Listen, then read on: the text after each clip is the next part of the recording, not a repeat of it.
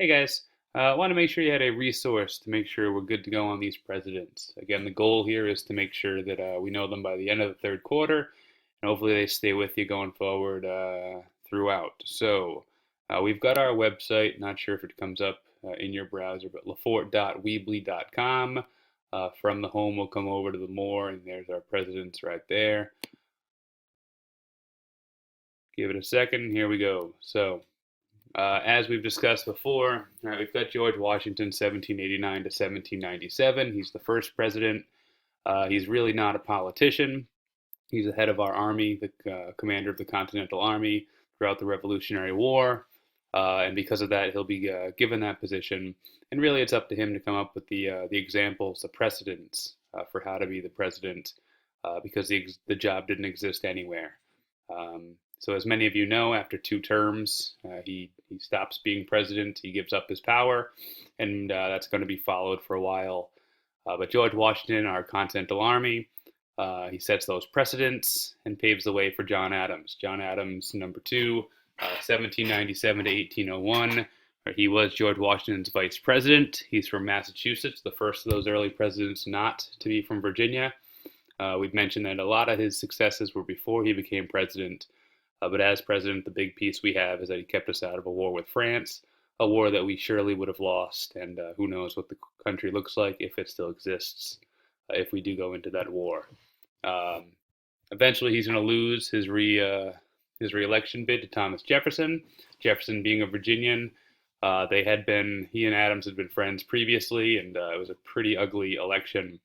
But Jefferson, again, is another one of those guys who we know for his successes before the election, obviously being the main author of the Declaration of Independence. As president, he did do a bunch, but mainly our focus is on the expansion that took place at the Louisiana Purchase. Louisiana Purchase in 1803.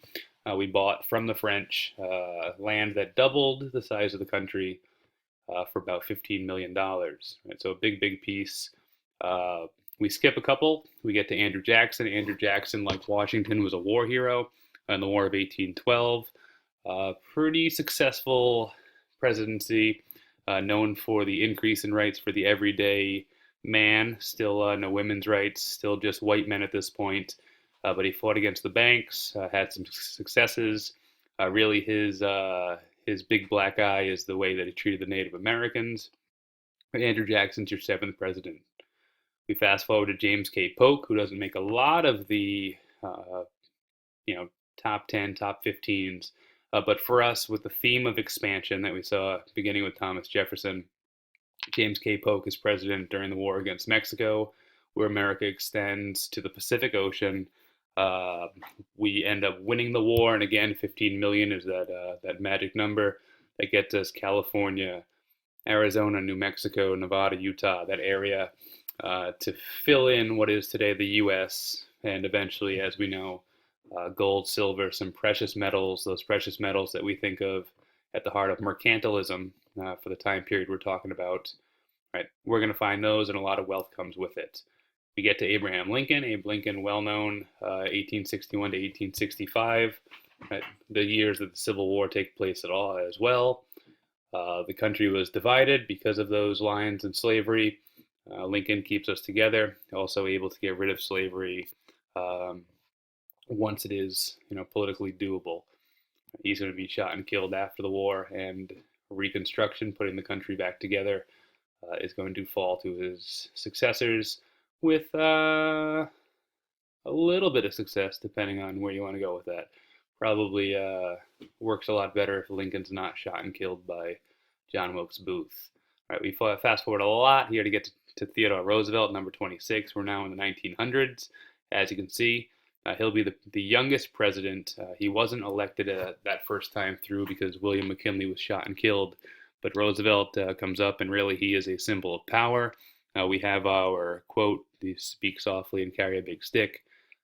He was the guy who wanted to show how powerful we are without having to really do anything.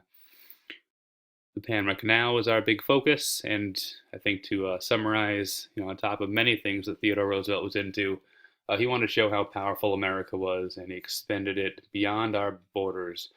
And had the world kind of look at our country as a world power for the first time. That position would be a big one when we get to Woodrow Wilson.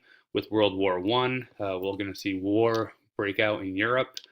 America stays out of it for a bit, but eventually is going to join under Woodrow Wilson. Afterwards, he's going to come up with a plan for this League of Nations, one of his 14 points.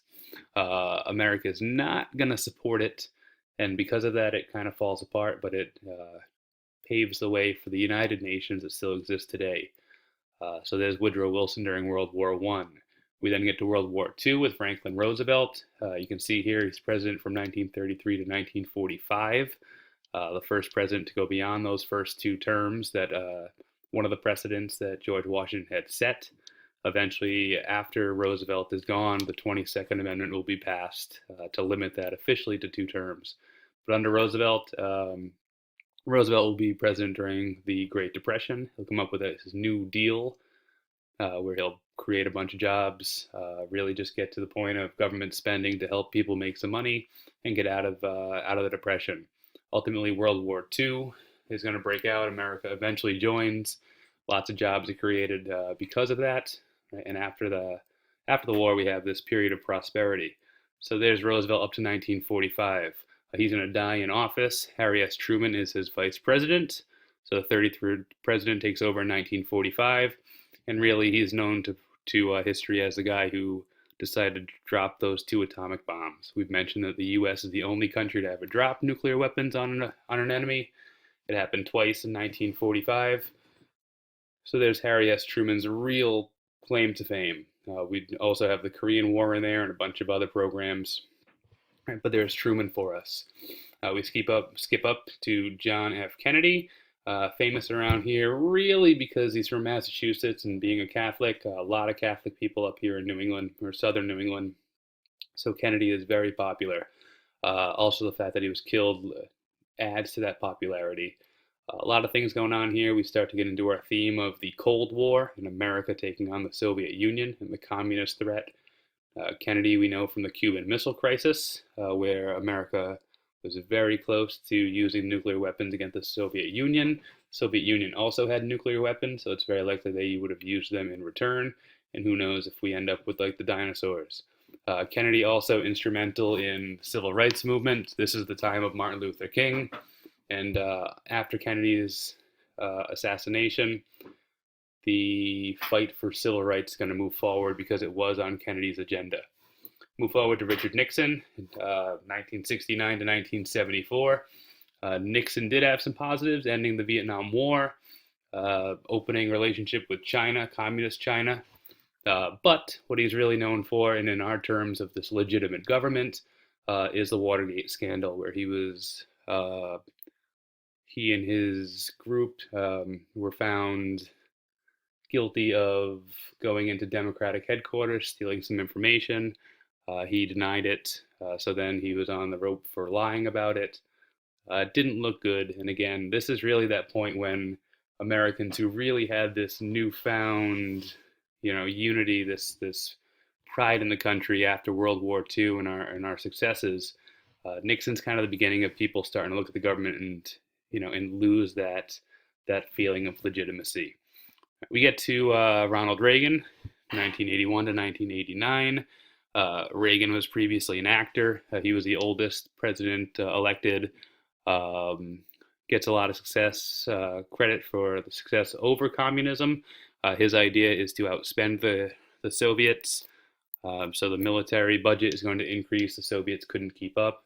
At the same time, they're in a war in Afghanistan.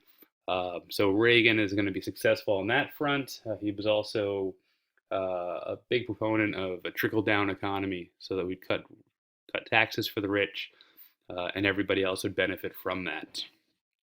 We get to Bill Clinton, 1993 to 2001. Clinton, very successful, one of the more successful presidents that didn't really have a major crisis. Economic times were good. This was at the same time that the dot-coms come around, the internet comes around, so there is a lot of new money in the country. There's a lot of positive momentum for the economy. So these are good times. Bill Clinton will be impeached.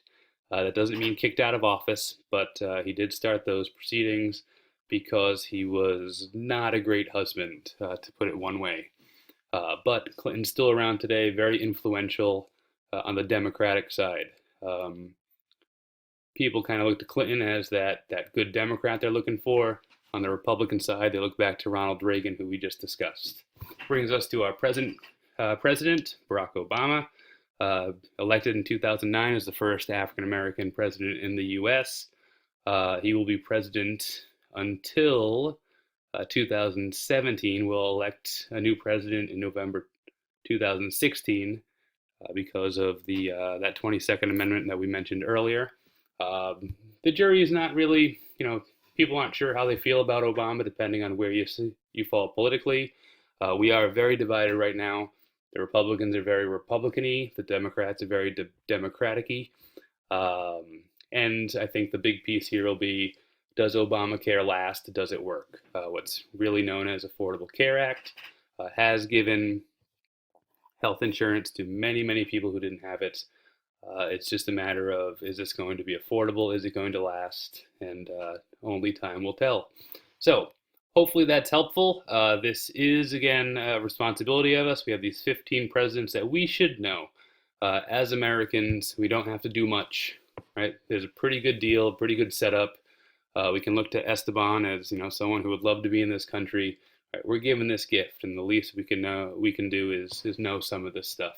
So here are 15 presidents, 15 prominent presidents. Hopefully that is helpful for you.